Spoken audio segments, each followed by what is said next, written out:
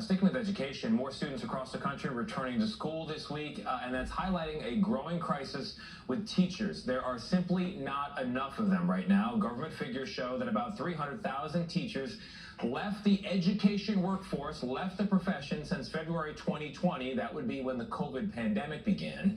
And in states like Mississippi, Florida, and Nevada, they've been hit especially hard by these shortages. Columbus, Ohio, meanwhile, the state's biggest school district there, is opening the year this morning with the teachers on strike. You see the pictures there. Elise Preston has made her way to East High School. That's in Columbus. Elise, good morning. Why is this happening there now?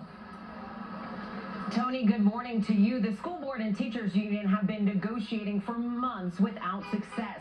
This ongoing strike means no one will be in class here today. Students will begin the school year online, with many taught by substitutes. Teachers in Columbus have been on strike since Monday, after the vast majority of the union's roughly 4,500 members voted to reject the latest contract offer from the city's Board of Education. It marked yet another failed negotiation. After 22 meetings since March, the union claims Columbus schools are in a state of disrepair, from missing ceiling tiles to lead paint to water leaks. We will continue fighting until we have safe, properly maintained, and fully resourced schools in every neighborhood. The school board says it's committed to addressing those issues, but insists they can only be solved with more taxpayer dollars, not a contract with teachers. What goes in the contract doesn't actually solve that problem. As the unresolved negotiations force a virtual start to the school year, the teachers union is calling on families to honor the picket line by boycotting remote class. We're starting off how we did with COVID. The conflict has put students like 16-year-old Inaya Broom, a senior at Eastmore Academy High School, in a tough position. She told us she'd rather be in person, but supports the strike. We started off school with no air, no heat. It's embarrassing compared to these other school districts. Our school has been the same for like 50 years. You're laughing. Because my grandma went to the school and she said the same thing. Like, why does it look exactly the same? Her mother agrees, but worries about how the disruption and more remote class could take a toll on some students. I stand by the teachers, but this being the beginning of the school year, I think was just terrible for the kids. And you can hear a lot of supporters honking for this ongoing strike. As it continues, the district has set up 25 running signs for students to pick up free meals. Meanwhile, the teachers union and school board head back to the bargaining table this afternoon. Nate? Let's give the teachers what they want and what they need. Elise, thank you. The U.S. is preparing to send another $3 billion with a B dollars in military aid to Ukraine as that country marks 6 months. They call it an anniversary of the Russian invasion of that country. It's also Ukraine's Independence Day right now, and they are. All right, I ran those two videos together to show the disparity in government spending. Now, look where the emphasis is. With the schools, and that's just that one school, but in Columbus, Ohio, but the same can be said about schools all over America. The teachers are underpaid. Many of the schools need repair, and the teachers are forced to go on strike, and so on, just to get more funding. But yet, we can send, I think, what was it, $3-4 billion, and like you said, billion with a B.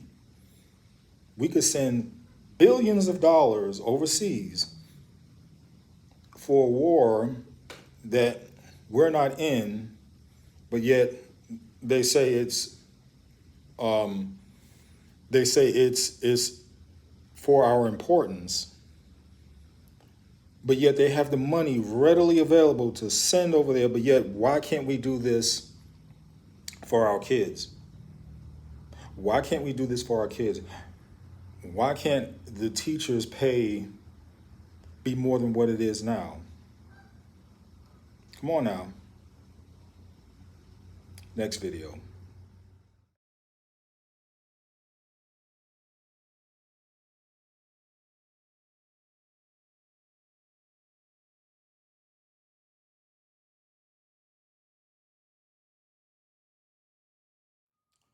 Okay, I call these pictures the saga of Dwayne Wade. Now, the first one, you see he's about to approach his wife, Gabrielle Union's butt. Now, apparently, they were on a trip, vacation, and they posted those two pictures on Instagram. Now, once you do that, okay, it's for public consumption, right? Okay. Now, what a husband and wife does in their bedroom is their own business. But when you put it out there for the public to see, then you put yourself up for speculation or ridicule or praise. Okay, some people actually praise that. I'm not on the side of praising them for this, because what it's shown me is that Dwayne, much like Will Smith and Jada, or I should say much like Will, he has denigrated himself, and he has shown himself to be the follower in that relationship between husband and wife. And, I read the background on both of them. Both of them were brought up in a Christian upbringing. And somewhere along the way that went south. Once they met these two women, I'm talking about Gabrielle and Jada.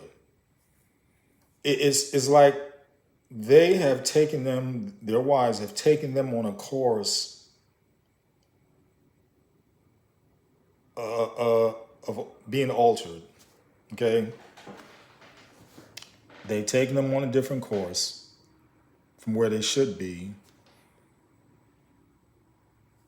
And I'm really disappointed. I'm disappointed in them. I'm disappointed in the way they have conducted themselves as men.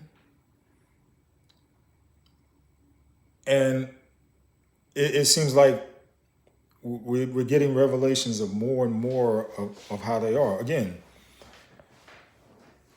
you put yourselves out there like that, therefore you get the speculation, ridicule, or praise.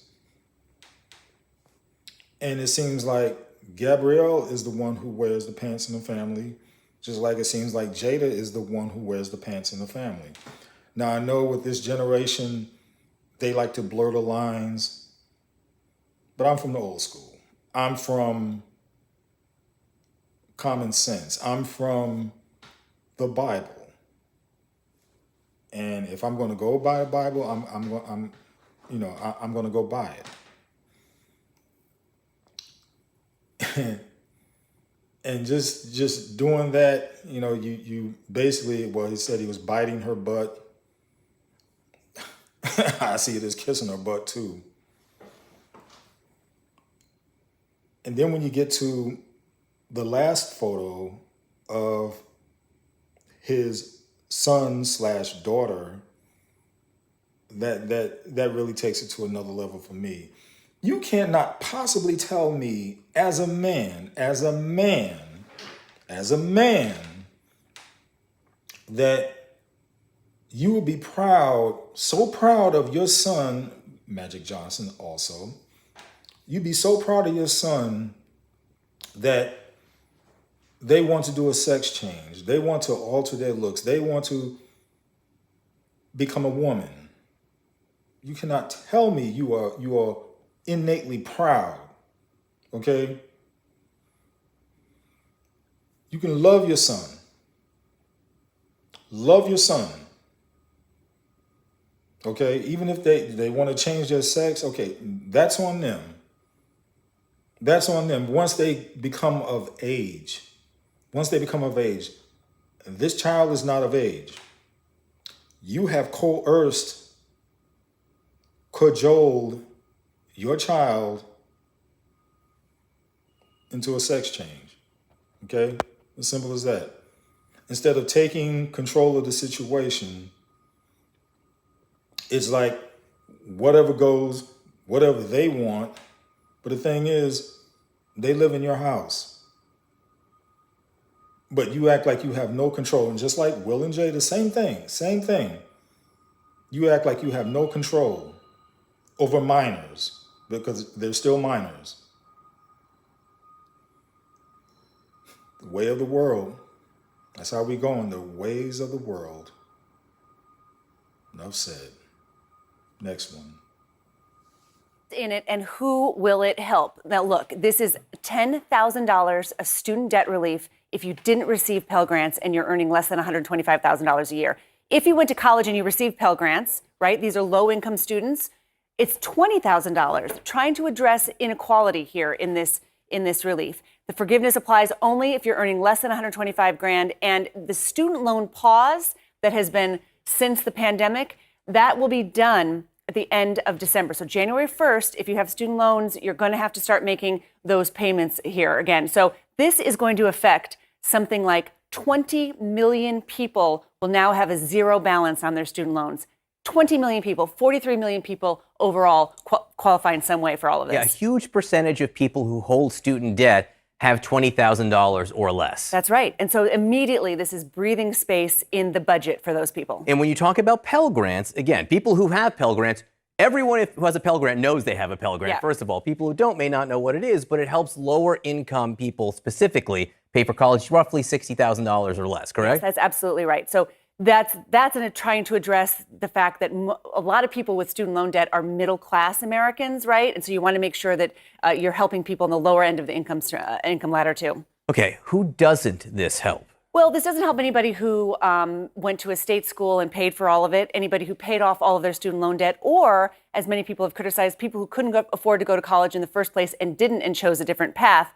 And there are some who are saying that's taxpayers basically subsidizing people who are rich enough to go to college in the first place. You know, Mitch McConnell made this point. He called it student loan socialism. And you've heard from some Republicans and a few Democrats that it's just not fair, a slap in the face to every family who sacrificed to save for college, every graduate who paid their debt, and every American who chose a certain career path or volunteered to serve in our armed forces in order to avoid taking on debt. The policy is astonishingly unfair. That's what Mitch McConnell says. There are others who've criticized it, saying it will be inflationary. Goldman Sachs out with a big report this morning. A lot of other economists saying in the long term, it might be a little bit or maybe a wash. Remember, Joe Biden made this promise before inflation was a real problem. There is something to be said for starting those student loan payments again in January. That'll take a little money out of people's budgets. That could be counter-inflationary. We'll have to wait and see. The most important thing about this was getting some of that debt off the books of young people who are being held back by it. And if we get, for one moment, there's a ton of student debt out there. Student debt is the second highest amount of debt after mortgages, correct? That's right. And you know why? It's because it costs so much to go to college. This does not address the root of the problem. And this is a very big problem in the American economy. We have just now forgiven a whole bunch of student loan debt, which is going to help people get some breathing space, as I said, in their budgets. But the winners are the colleges that just keep raising tuition again and again and again. You know, we know the value of a college degree is so important. We know you make so much more money over the course of your working lifetime if you have a college degree. We push for kids to get college degrees if it's appropriate for them.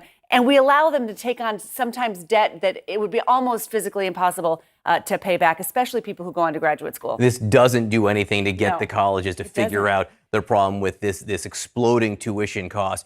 I understand. I read this morning that the website for the federal loans, it broke down because so many people were checking. Is it clear yet how people find out how they get this money or get forgiven for this money? So even young people around here are signing up for these alerts from the Department of Education so that they can find out, get any update about when this is going to happen. They're going to have to roll out some kind of a portal soon. They're telling people to go talk to your loan servicer. Find out, do you have private loans? Do you have public loans or, federal loans? Figure out what your loan package looks like so you can see what needs to be forgiven and where you are. But you need to really be aware that you're going to start paying payments again in January after several years of not paying any payments. That's something that people need to start getting set up. Okay, now that's great that a lot of people, well, like I said, millions of people are going to get relief from school debts. Now that's great news, and as I said, it's going to help out a lot of people. But what really gets me is that you have politicians, mainly conservatives, Republicans, who say it's not fair. Really? Really? What's not fair about that? When you yourselves, be it the politicians, get all kinds of incentives, all kinds of tax breaks. You make up laws, and many times you'll come up with laws. I'm talking Republicans and Democrats. You come up with laws that you scurry under a rug like it's some magic trick to outwit the public. But then you cry nay when you want to simply oppose who is ever opposite of you in the aisle. In this situation, it's Biden. So, really, one is always trying to outdo the other. And we the people are pawns in this game of one-upsmanship. Really, that's what it boils down to. But in this situation, and that's the thing, these guys hate to give praise to one another, so they have to find ways to put down one another. Again, and we're the pawns in their little game.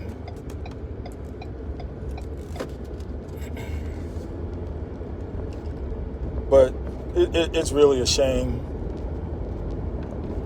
Politics has gotten worse over the years, with the shaming, the name calling, the one-upsmanship.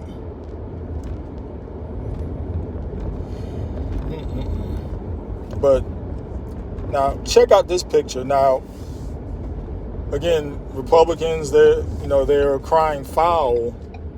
But this picture right here, this picture I'm about to show you, will say, why are you crying foul when the same was done to you?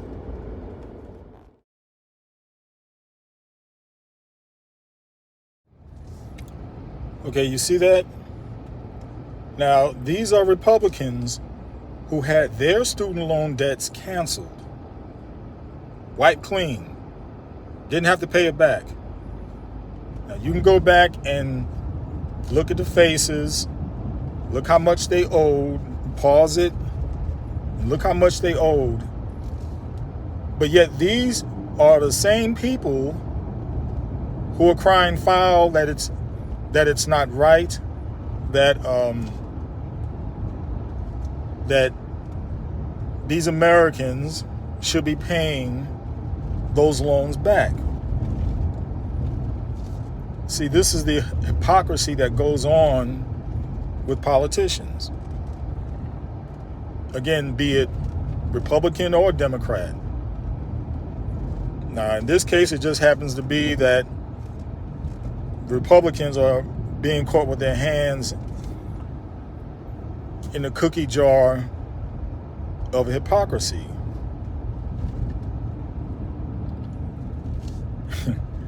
And it's just wrong. And it's amazing how all these guys and men and women who will oppose something that seems right for the public, but because they want to go into opposition of their opponents or the other party, then they scream foul or vote no or whatever. But like I said, go back, check out those faces, check out how much they owed, and that is money that they did not have to pay back. That's all I got on that. Enough said.